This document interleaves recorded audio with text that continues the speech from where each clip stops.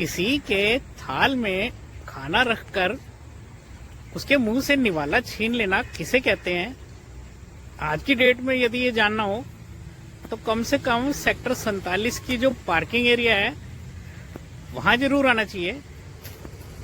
ऐसा मैं इसलिए कह रहा हूं क्योंकि चंडीगढ़ की जो सड़कें हैं उनका हाल किसी से छुपा हुआ नहीं था, और जिस तरह इतना हाहाकार मचा रहा उसके बाद बड़ी दुहाई दी गई कि अब जाकर चंडीगढ़ की सड़कें बन जाएंगी, और यूं काम शुरू भी हो गया। तो 47D में ऐसा लगा कि बड़ी तेजी से काम हो जाएगा पार्किंग एरिया का। यहाँ स्थानीय दुकानदारों ने भी बड़ा इसका स्वागत किया। बहुत खुशी सबको हुई कि शायद बड़ी फटाफट इस पार्किंग एरिया के पार्किंग एरिया की जो सड़क है वो ठीक हो जाएगी, और काम शुरू भी हुआ। लेकिन उसके बाद एक दिन शायद काम होने के बाद न जाने ये सड़क बनाने वाले कहाँ नदारद हो गए, और कुछ दिन तो शायद एक आध दिन यहाँ पे रोड रोलर वगैरह खड़े भी नजर आए, अब तो वो भी नजर नहीं आ रहे।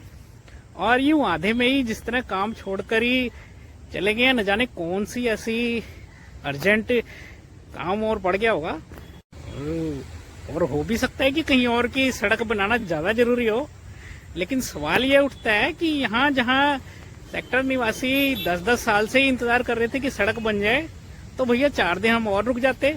ऐसी कौन सी आफत आई हुई थी कि काम छेड़ दिया और उसके बाद छोड़ दिया, और अब यूं आधे पचद्दे में ही काम पड़ा हुआ है, और कब न जाने इसकी समाप्ति होगी।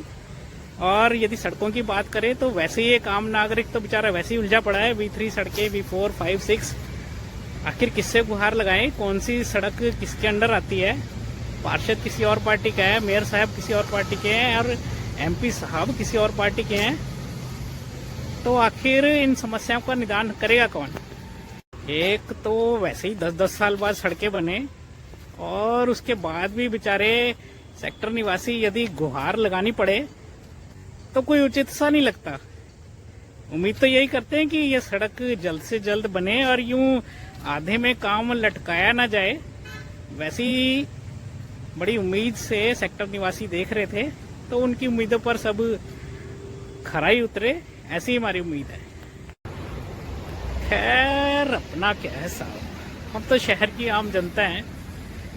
शहर की सड़कें बनेंगी तो भी, और यदि कम बनेंगी तो भी, हमें तो अपने वाहन कहीं ना कहीं खड़े करने ही हैं।